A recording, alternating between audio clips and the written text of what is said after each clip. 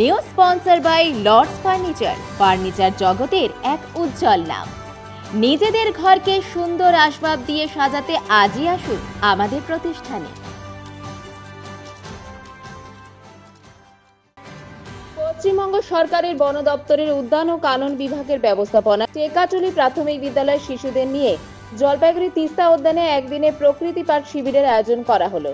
বিদ্যালয়ের শিক্ষক শিক্ষিকাদের তত্ত্বাবধানে দ্বিতীয় শ্রেণী থেকে পঞ্চম শ্রেণী পর্যন্ত শিক্ষামূলক ভ্রমণে আগ্রহী প্রায় 54 জন পড়ুয়াকে নিয়ে এই ভ্রমণে নিয়ে আসা হয়। শিক্ষক শিক্ষিকারা ছাত্রছাত্রীদের নিয়ে বাসে করে এসে তিস্তা উদ্যানের গেটের সামনে দাঁড়াতেই আনন্দে উচ্ছ্বসিত হয়ে যায় পড়ুয়ারা। এরপর শিক্ষক শিক্ষিকাদের সঙ্গে বন দপ্তরের কর্মীদের সহযোগিতায় লাইন করে তিস্তা উদ্যান ঘুরে দেখানো হয়। বন দপ্তর থেকে পড়ুয়াদের জানানো হয় বিভিন্ন গাছ মাছ সম্পর্কে তথ্য উপকারিতা। বন দপ্তরের তরফে তাদের হাতে তুলে দেওয়া হয় উপহার হিসেবে খাতা পেন্সিল আর্ট বুক। পড়ুয়ারা শিক্ষামূলক ভ্রমণে এসে পার্কে থাকা নানা ধরনের খেলার সামগ্রী নিয়ে খেলায় মেতে ওঠে।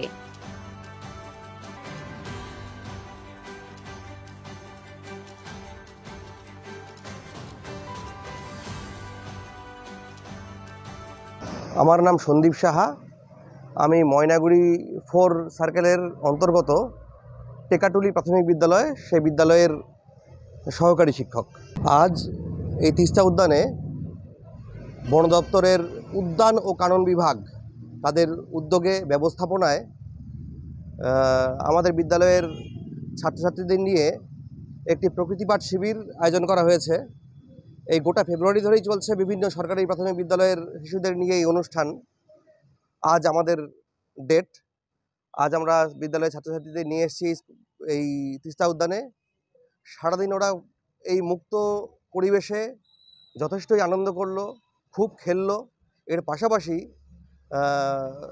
এই কর্তৃপক্ষের উদ্যোগে ব্যবস্থাপনায় তারা প্রকৃতি সম্পর্কে জানলো,